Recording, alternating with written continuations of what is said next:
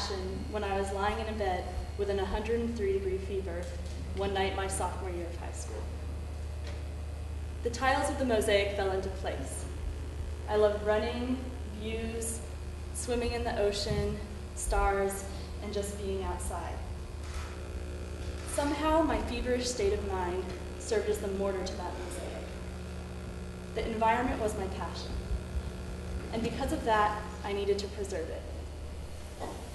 I remember that night so well. The color of my sheets, the orientation of my bed in my room, the way I grabbed my journal beside my bed. Am I not on? Okay. I don't think I can do both of these. Can y'all hear me if I speak? Yeah. Okay. I remember that night so well. The color of my sheets, the orientation of my bed in my room, the way I grabbed my journal next to my bed and scribbled down what I had discovered. Ooh, that's not good.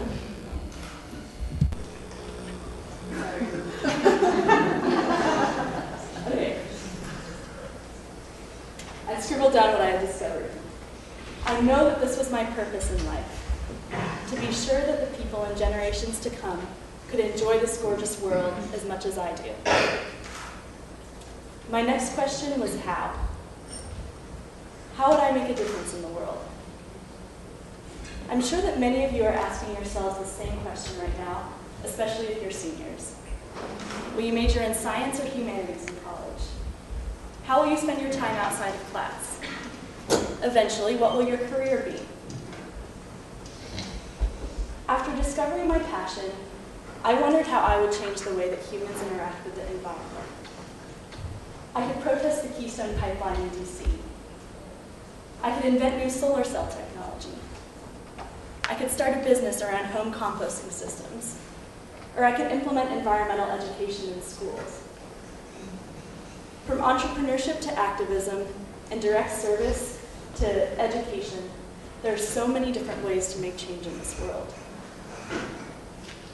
I've tried a few different approaches since that night my sophomore year. So I'd like to share a few stories of my attempts to make a difference with you. The first is about environmental action in high school. As many of you know, my friends and I did a lot of environmental work at Marin Academy. My sophomore year, we drafted a petition to get solar panels on the roof of MA. We started the composting system at this school and ran the Composting Angels for 3 years. We organized the first annual Green Festival, where students went down to the field and did activities ranging from sampling organic milk to chatting with Michael Pollan. We sold reusable water bottles. Through Teens Turning Green, we educated students on the toxic exposures in schools and encouraged them to use healthier cosmetic and cleaning supplies. And all of this definitely had an impact. Through Composting Angels, we diverted the food waste of an entire school from the landfill. At the Green Festival, some students painted canvas bags that they would continue reusing, and others learned something new about biodiesel. I always saw these very tangible and intentional projects, like Green Festival or composting, as the way that I was able to have the most impact on preserving the environment. Then one night early in high school, I went to get coffee with one of my friends. She wasn't one of my closer friends, and wasn't really in the eco-council circle at MA. So we reached the front of the line at the coffee shop, and we ordered our chai teas. Then my friend pulled a thermos out of her bag and placed it on the counter. "Can you put it in here?" she asked. "I'll save the cup." "Nice thermos," I commented as we walked away from the counter. "Thanks," she said. "I've started carrying it around everywhere I go since I saw you with yours." Now that surprised me. My actions had actually changed somebody else's daily habits. It hadn't hit me until that day in the coffee shop that I had that kind of power. Many times throughout high school, I learned that my family and friends had picked up some little environmental habit from me. It used to be that when I thought about changing the environment, I thought on the macro scale: the protests, the policy change, the scientific research. but I may have actually had more impact on the micro level through my relationships with people. The second story is about my work at Daraja Academy, a secondary school in Kenya for girls who otherwise wouldn't get the chance to go to school. I went to Daraja planning to teach a series of classes on the environment, and I ended up teaching only a few. I taught one on natural building, where the girls learned to test different soils and see if they had enough clay content to be used in construction. I taught another class on rural warming.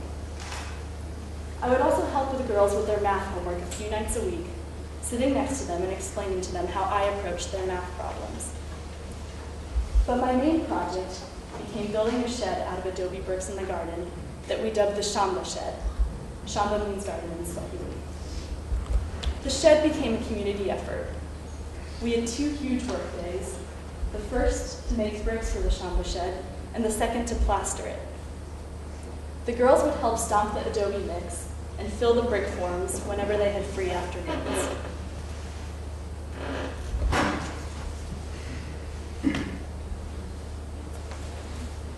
Sorry. And again, I think that these tangible projects did have an impact. Once I left, Alice, the woman who worked in the garden, had a shady place to work and a safe place to store her tools. I helped some of the girls learn vector addition or matrix multiplication. Maybe a few of them can now explain how global warming works. And many of the girls even said that making bricks for the Shamba Shed was their favorite day of the semester. Yet I still felt bad that I was spending all of my days alone working in the garden rather than working directly with the girls. Then, one day, as I stood knee-deep in adobe mix in the 4-foot-deep holding pit, Ruth, one of the Daraja cooks, squatted next to me to talk to me. "It's amazing what you're doing," she said. "Not only what you're building, but that you're showing all of the women that we can do anything." I proved to the girls and to everyone else at Daraja that even an 18-year-old girl can lead construction on a garden shed with the help of their community.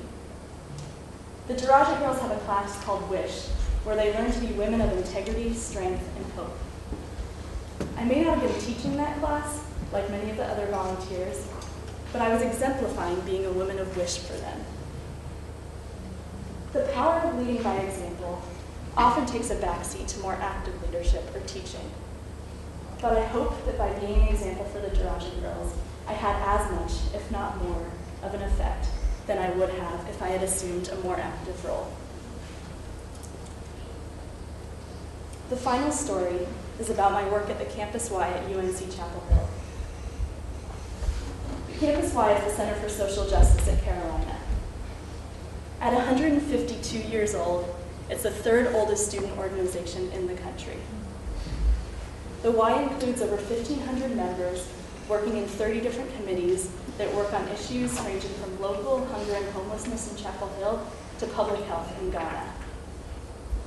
Since this past March, my friend Natalie and I have been co-presidents of the Campus Y. So we have a series of platform goals that we'd like to accomplish next year. We plan to remodel the first floor of the Y so that it explains more about what we do. We would like to increase the diversity of Y students. And we hope to build relationships between the Y members, even if they're working in different committees. So we've already started working on some of these platform goals, and we are seeing the effects. At a recent cabinet retreat, the leaders of different committees all connected through icebreakers and conversation, and now we start to see them greet each other around the Y. We represented the Campus Y at Dia de Bienvenida, which welcomes Hispanic students who are admitted to Carolina. But it didn't hit me that we would actually change the way this organization functions until our executive board retreat this year. Within minutes of starting the icebreaker, we were all walking around with Post-its on our foreheads laughing together. Each member of exec contributed to the conversation when we talked about setting goals for next year. The day after, our director of outreach said to us, "I feel like I've known these people forever." We didn't create this culture where everyone participates and everyone is friends because of some specific project we did or some tangible goal we set. It happened because of who we are as people. We're always chatting to people, we're always sitting on the campus Y, willing to be friends with whoever walks by. More important than our specific projects next year would be us setting the tone through our personalities and our leadership. This might have a larger impact than any single goal we set for ourselves. So of all the different ways I've tried to make change in the world, organizing composting at MA, building the Shamba Shed in Kenya, or leading the Center for Social Justice at UNC, I have seen the most visible impact when I have set a positive example. This works on the level of one-on-one relationships, as I saw when I convinced my friend to start using a thermos. It works on the level of a group, as I saw when I served as a role model for the Daraja girls. And it works on the level of leadership of an entire organization, like the Campus Y.